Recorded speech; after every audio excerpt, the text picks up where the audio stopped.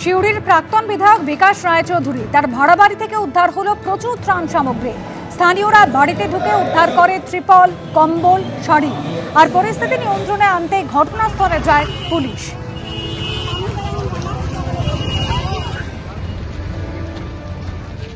আড়িয়াদহে ত্রাস জয়ন্ত সিং তার সেই দুধ সাদা অট্টালিকা যে বাড়ি ভাঙার নির্দেশ দেওয়া হয়েছিল, বাড়ির সামনে বিক্ষোভ দেখালেন স্থানীয় বাসিন্দারা। পুকুর দখল করে জয়ন্ত সিং এর যে প্রাসাদ তা কেন এখনো ভাঙা হচ্ছে না, কার প্রভাবে এখনো অক্ষত রয়েছে ওই বেআইনি প্রাসাদ, এই প্রশ্ন তুলে বিক্ষোভ দেখান স্থানীয় বাসিন্দারা।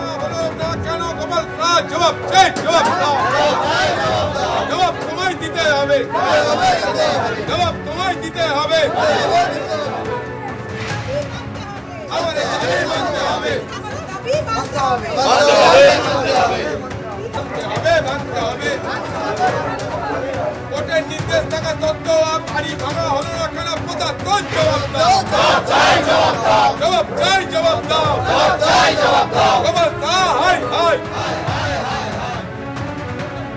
এই মুহূর্তে আমরা আড়িয়াদহে জয়ন্ত সিং এর বাড়ির সামনে রয়েছি। যে ছবি দেখাবো সেই প্রাসাদের মতো বাড়ি কিন্তু এখনো পর্যন্ত যে ভাঙার প্রক্রিয়া সেটা শুরু হয়নি। দীর্ঘদিন ধরে কামারহাটি পুরসভার তরফ থেকে যেটা বলা হচ্ছে যে বাড়ি ভাঙার প্রক্রিয়া শুরু হবে, কিন্তু সেটা এখনো পর্যন্ত হয়নি। পুকুরের একাংশ দখল করে এই বাড়ি করেছিলেন জয়ন্ত সিং, এমনটাই অভিযোগ। আজকে স্থানীয় যারা বাসিন্দা তারা এখানে এসেছেন এবং তারা কিন্তু বিক্ষোভ দেখাচ্ছেন, সেই ছবি এখানে ধরা পড়ছে। আপনাদের মূলত দাবিটা কি? গত 1 বছর ধরে এই জয়ন্ত সিং নামক যে সন্ত্রাস বা ত্রাসের নাম ছিল, সে তো 1 বছর জেলে আছে, কিন্তু কামারহাটি মিউনিসিপ্যালিটিতে নিয়ম করে একটা আইনের মাধ্যমে বলা হয়েছে, চেয়ারম্যানের সই করা কাগজও আমাদের কাছে আছে, যে এই বাড়িটা অবৈধ এবং কোনো এক ব্যক্তির পুকুরের ওপর এই বাড়িটা তাকে না জানিয়ে করা হয়েছে। তারা তখন কিছু বলতে পারেনি, কারণ তারা খুব ভীত সন্ত্রস্ত ছিল। কিন্তু আজকের দিনে দাঁড়িয়ে যখন সরকার বদলেছে, যখন সরকার অবৈধ নির্মাণ ভাঙছে, তখন স্থানীয় আমার পাড়ার কিছু মানুষ একজোট হয়ে আজকের দাবি আমাদের যেটা রয়েছে সেটা হচ্ছে জয়ন্ত সিং একটা ত্রাসের নাম। তার বাড়ি যদি অবৈধ হয়, 1 বছর তো হয়ে গেল, চেয়ারম্যান তো বলে দিল, দেশের আইনও বলে দিচ্ছে, মিউনিসিপ্যালিটি অ্যাক্টও বলে দিচ্ছে এটা অবৈধ, তাহলে সেই বাড়ি কেন ভাঙা হবে না? আমাদের একটাই দাবি, এই বাড়ি এখনই ভাঙা হোক। ওদের মৃত্যু হয় হয়, এখানে কোনো সেটিং তত্ত্ব আমরা মানছি না, মানবো না। আর উদ্দেশ্য প্রণীতভাবে এই সেটিং তত্ত্ব চলছে, আমাদের জবাব চাই, প্রশাসনের কাছে জবাব চাই, জবাব দাও। গোপাল সাহা হয় হয়। এরকমই ছবি কিন্তু দেখতে পাওয়া যাচ্ছে। ক্যামেরা শান্তনু দত্তের সঙ্গে ময়ূক ঠাকুর চক্রবর্তী, এবিপি আনন্দ। এবিপি আনন্দের হাতে লোকসভায় তৃণমূলে বিদ্রোহী সাংসদদের সই সম্বলিত তালিকা। লোকসভায় তৃণমূলে 28 জন সাংসদের মধ্যে 2/3 অর্থাৎ 19 জনের তালিকা প্রকাশ। এনডিএর সঙ্গে যুক্ত হতে চেয়ে লোকসভার অধ্যক্ষকে চিঠি বিদ্রোহী তৃণমূল সাংসদদের। প্রথম ধাপে লোকসভার 14 জন তৃণমূল সাংসদ তারা তালিকায় সই করেছিলেন, আর পরের ধাপে লোকসভার আরও 5 জন তৃণমূল সাংসদ তারা সই করেন। প্রথম ধাপে কারা কারা সই করেছিলেন? কাকলি ঘোষ দস্তিদার, শতাব্দী রায়, বাপি হালদার, শর্মিলা সরকার, প্রসূন বন্দ্যোপাধ্যায়, জগদীশ বর্মা বাসুনিয়া, অসিত মাল, অরূপ চক্রবর্তী, খলিলুর রহমান, আবু তাহের খান, কালীপদ সোরেন, দেব, জুন মালিয়া, পার্থ ভৌমিক।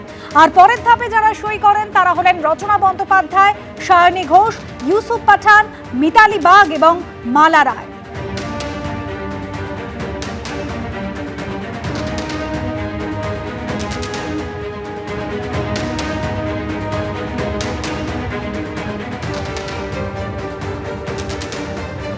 আঠাশ জন সাংসদদের মধ্যে 2/3 অর্থাৎ 19 জনের তালিকা কিন্তু প্রকাশিত হয়েছে।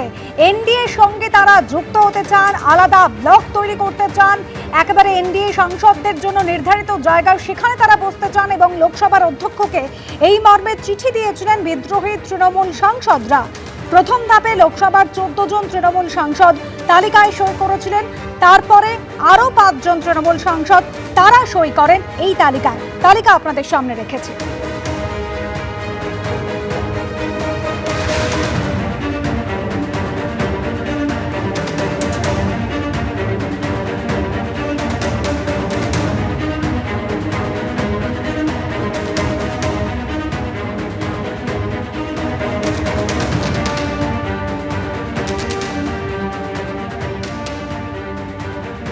গত সোমবার দিল্লি কনস্টিটিউশন ক্লাবে ইন্ডি জোটের বৈঠক, আর সেই বৈঠকে উপস্থিত ছিলেন মমতা বন্দ্যোপাধ্যায়।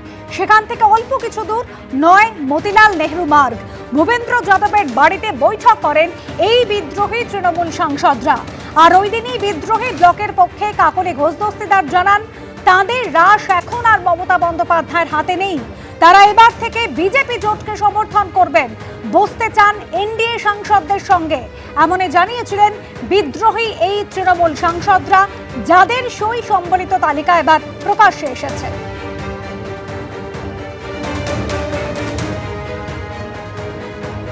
বিদ্রোহী এই তৃণমূল সাংসদরা তারা কিন্তু ইতিমধ্যেই জানিয়েছেন যে রাশ আর মমতা বন্দ্যোপাধ্যায়ের হাতে নেই। তারা এবার যুক্ত হতে চান এনডিএর সঙ্গে।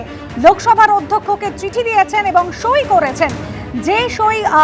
যে সমস্ত সাংসদরা সই করেছেন তারা হচ্ছেন কাকলি ঘোষ দস্তিদার, শতাব্দী রায়, বাপি হালদার, শর্মিলা সরকার, প্রসূন বন্দ্যোপাধ্যায়, জগদীশ বর্মা বাসুনিয়া, অসিত মাল, অরূপ চক্রবর্তী, খলিলুর রহমান, আবু তাহের খান, কালীপদ সোরেন, দেব, জুন মালিয়া, পার্থ ভৌমিক, রচনা বন্দ্যোপাধ্যায়, সায়নী ঘোষ, ইউসুফ পাঠান, মিতালি বাগ এবং মালা রায়।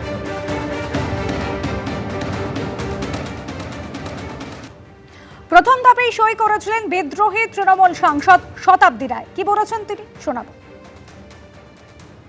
যে আমাদের ম্যাজিক ফিগার হয়ে গেছে, কোনো কিছু রিজন আমাদের কিছু ডিসিশনের জন্য আমরা আটকে রেখেছিলাম, আর দ্বিতীয়ত তখন স্পিকার দিল্লিতে ছিল না, যেটা জমা দেওয়া হয়নি।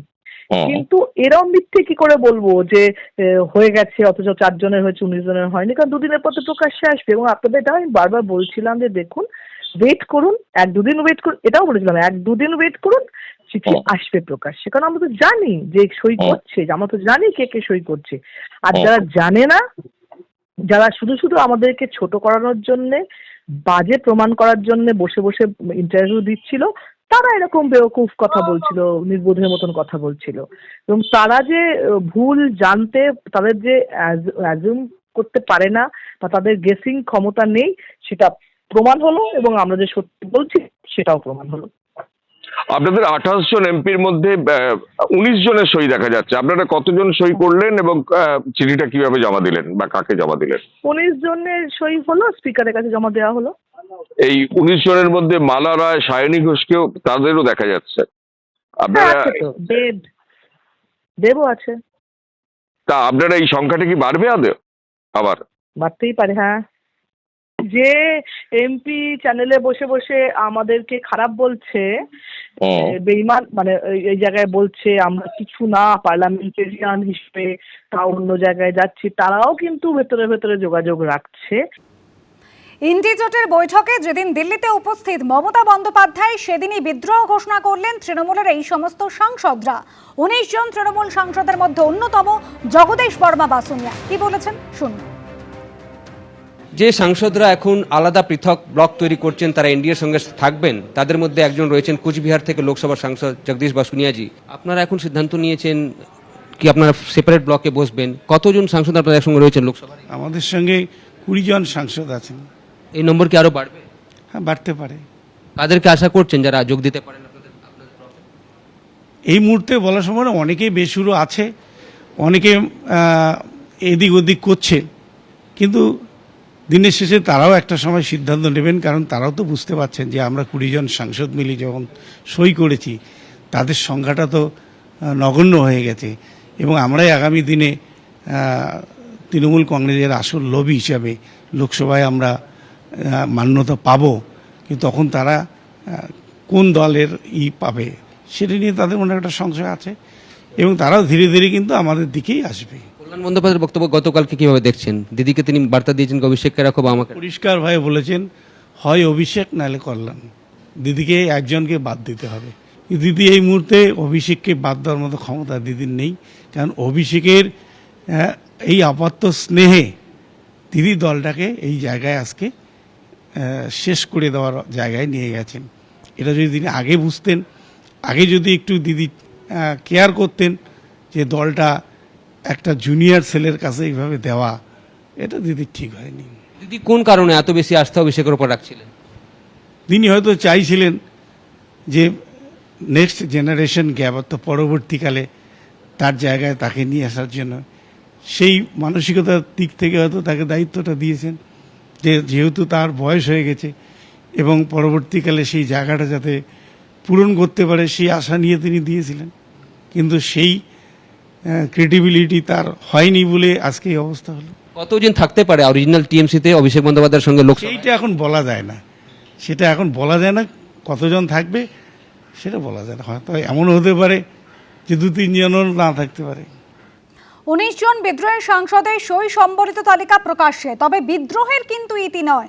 ক্ষোভের মধ্যে কিন্তু রয়েছেন অভিষেক বন্দ্যোপাধ্যায়। তাকে উদ্দেশ্য করে অনেক বিধায়ক, অনেক সাংসদ তারা কিন্তু তাদের ক্ষোভের কথা জানিয়েছেন। কেন্দ্রীয় প্রতিমন্ত্রী সুকান্ত মজুমদার তিনি কিভাবে দেখছেন শোনাবো। উল্টো দিকে কতজন আছে গোনা ছেড়ে দিন, ভুলে যান। মমতা বন্দ্যোপাধ্যায়ের সাথে কতজন আছে সেটা গুনুন, কম হবে সংখ্যাটা, বেশি গুনতে হবে না। তো কমতে কমতে ওটা আস্তে আস্তে দেখবেন ওই 1-2 জন পড়ে থাকবে, বাদবাকি সবাই অন্যদিকে চলে যাবে। কেউ মমতা বন্দ্যোপাধ্যায়ের সঙ্গে আর থাকতে চাইছেন না। আমরা এটাই বারবার বলতাম, রেজাল্টের আগে বলতাম, তখন মানুষের মনে হতো যে বিজেপি বুঝি রাজনৈতিক কারণে এই ধরনের কথা বলছে, কিন্তু প্রকৃতপক্ষে দলটার যে এই অবস্থা হয়ে গেছে সেটা কিন্তু আমরা তখনই বুঝতে পেরেছিলাম। লোকসভায় তৃণমূলে বিদ্রোহী সাংসদদের সই, বিদ্রোহীদের সংখ্যা বাড়লে অবাক হব না। এটা তো কৃতদাসত্ব থেকে মুক্তির শামিল, এমন মন্তব্য করছেন ঋতব্রত বন্দ্যোপাধ্যায়। এটা শতাব্দী ভালো বলতে পারবে, কারণ তারা তো আমাদের সাথে যোগাযোগ রাখছেন না, তাদের সাথে যোগাযোগ রাখেন। তবে আমি তো বলছি, আমি সংখ্যাটা আরও বাড়লে এতটুকু অবাক হব না, কারণ আমি জানি কি এনভায়রনমেন্টে সবাইকে থাকতে হয়েছে, চলতে হয়েছে। একজন আমায় বলেছেন যে লিবারেশন ফ্রম স্লেভারি, কৃতদাসত্ব থেকে মুক্তি, এবং আমি তার সঙ্গে খুব একটা দ্বিমত পোষণ করছি না। এবিপি আনন্দ, এগিয়ে থাকে, এগিয়ে রাখে।